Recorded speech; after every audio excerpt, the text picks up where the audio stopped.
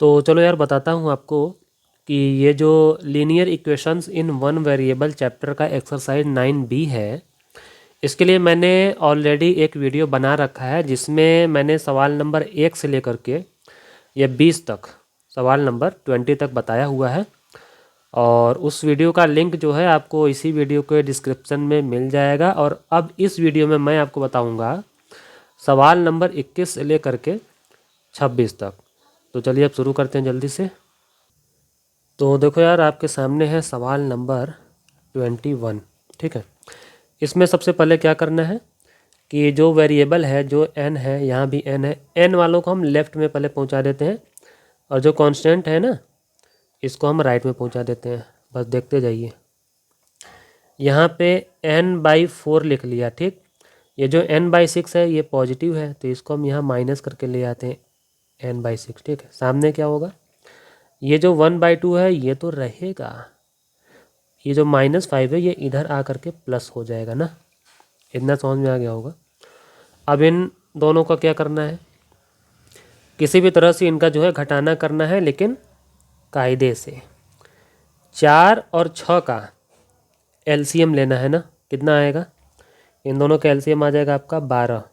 ठीक, अब ध्यान ये देना है कि ऊपर n-n नहीं लिखना है, कुछ बदलाव होगा यहाँ पे। क्या बदलाव होगा, ध्यान से देखना। 4 3 12। ठीक है, तो जो 3 आया है, 3 उस 3 का मल्टीप्लाई 4 के ऊपर कौन था, n, उसमें होगा। तो 3 यानी कि n 3n। ठीक है, अब लगेगा माइनस। अब देखो फिर से 6 2 12, तो ये 2 है, उस 2 का मल्टीप्लाई इस वाले n में होगा ना, तो यानी कि 2n। और सामने क्या था, सामने ऐसे जब कभी ना एक तरफ फ्रैक्शन हो और एक तरफ होल नंबर हो तो ऐसे किया करो। ये देखो, नीचे वाले का इस ऊपर वाले से यानी होल नंबर से मल्टीप्लाई किया करो। ऐसे पे मल्टीप्लाई होगा ना, तो 2 5 10 आएगा। जब 10 आ जाएगा तो उसमें प्लस करके 1 को भी शामिल कर लो, ऐड कर लो। तो 10 + 1 11। तो 11 हमको लिखना है ऊपर, और नीचे क्या लिखेंगे, ये जो 2 था ना डिनोमिनेटर, वो हमेशा नीचे ही रहेगा। ठीक, अब देखिए 3n में से 2n जाएगा तो कितना n बचेगा, सिंगल n, n/12। सामने क्या है, 11/2। मज़ा आया ना। अब देखो सवाल जो है कितना छोटा हो रहा है, ये काफ़ी छोटा हो गया है। चलो बढ़िया है। तो देखो हमको क्या करना है इस स्टेप में, n को सेफ रख लो अलग से बचा के। ठीक है, बराबर 11/2 लिख लो। ठीक है, ये जो डिवाइड में था 12, ये इधर आके मल्टीप्लाई में हो जाएगा, मल्टीप्लाई 12 हो जाएगा। ठीक है, 2 से काटेंगे 6 आ जाएगा, और हमारा आंसर क्या हो जाएगा, 11 6 66। लीजिए भाई, आ गया आंसर।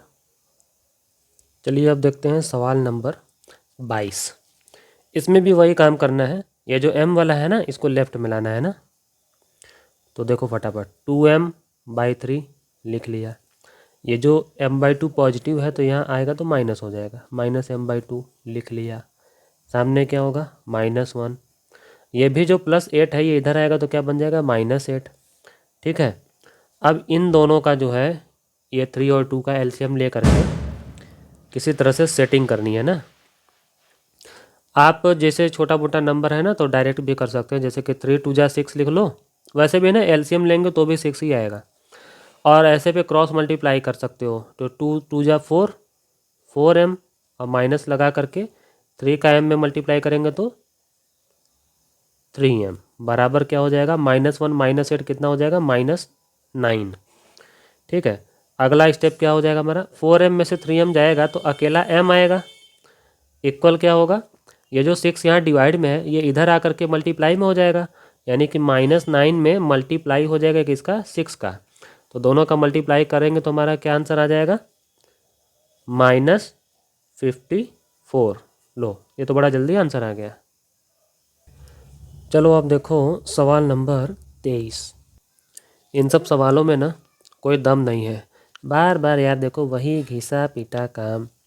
ये जो वेरिएबल वाला है ना x/2, इसको हम लेफ्ट में लाएंगे। ये देखो 2x/5 और लिख देंगे माइनस ना, x/2, ठीक है। सामने क्या होगा 1, और ये जो माइनस है इधर आके प्लस बन जाएगा, +3/2, ठीक है। अब हम क्या करेंगे, इधर भी वही 5 2 जा 10 कर दिया, और ऐसे पे क्रॉस मल्टीप्लाई करेंगे तो 2 2 जा 4x, फिर माइनस लगा के 5 का x में करेंगे तो यहाँ हो जाएगा 5x।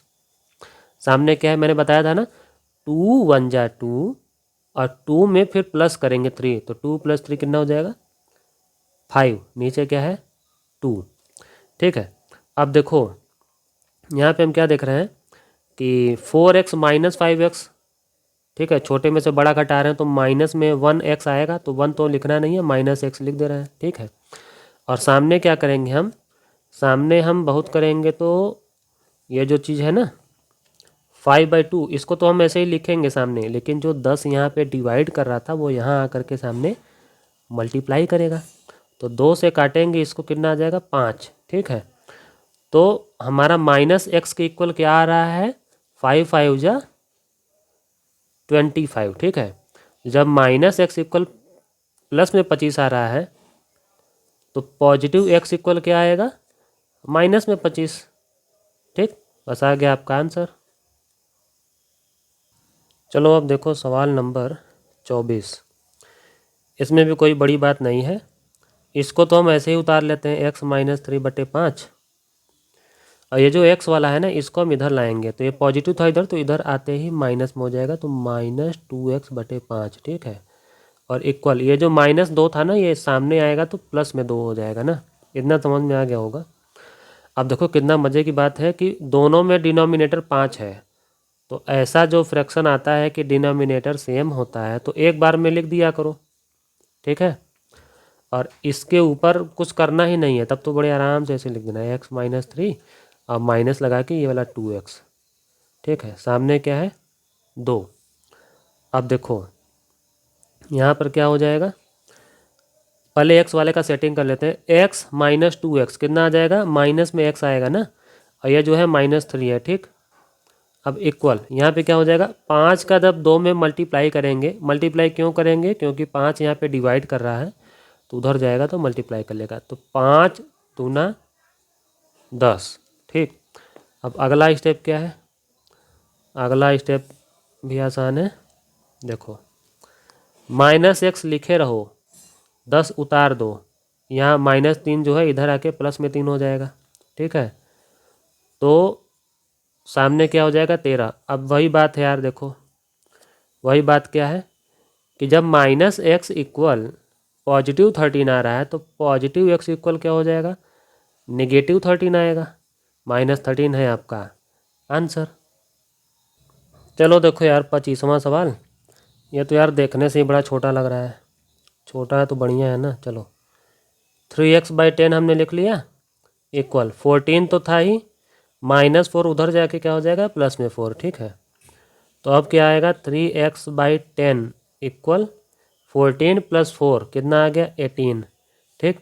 अब अगला स्टेप में क्या होगा, ये जो x है ना, x को हम अकेला यहाँ लिखेंगे। अब देखो यहीं पर थोड़ा सा ध्यान दो, क्या होने वाला है, देखो 18 को ऐसे ही लिख दो ना, अब इसमें मल्टीप्लाई करो, जो डिवाइड था 10 ये इधर आके मल्टीप्लाई करेगा ना, और जो यहाँ 3 मल्टीप्लाई में था वो यहाँ आकर के डिवाइड करेगा। 3 से काटेंगे 18 को तो 6 आएगा, ठीक है।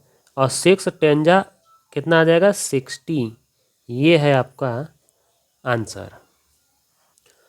अब जल्दी से देखो आखिरी सवाल, सवाल नंबर 26।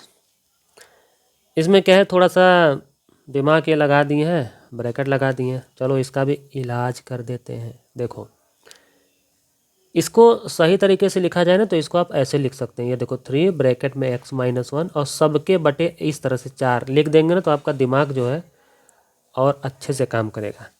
क्यों अच्छे से काम करेगा, क्योंकि देखो ये तो क्लियर है कि 3 का इसमें मल्टीप्लाई होना है ब्रैकेट में ना, तो क्या आ जाएगा हमारा 3x और -3 1 जा 3, सामने क्या हो जाएगा, ये जो नीचे 4 है ना 4 डिवाइड में वो इधर आके मल्टीप्लाई करेगा, लेकिन ब्रैकेट लगा के कायदे से।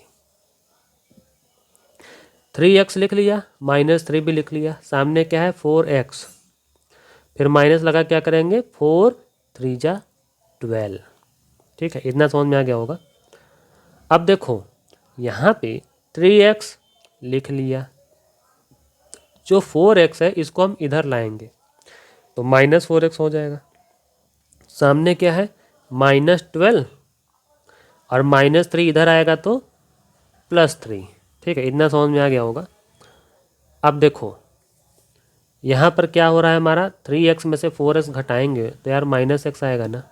सामने क्या है 12 में से 3 घटा दो पहले तो क्या आएगा आपका 9, लेकिन 12 बड़ा है ना तो उसके आगे माइनस लगा है तो यहाँ माइनस लगेगा, तो दोनों का जो माइनस है वो कट जाएगा और सीधी सी बात है x इक्वल आ जाएगा 9। और यही है आपका आंसर। और वीडियो देख के आपको मज़ा आया हो ना तो चैनल को सब्सक्राइब कर लेना।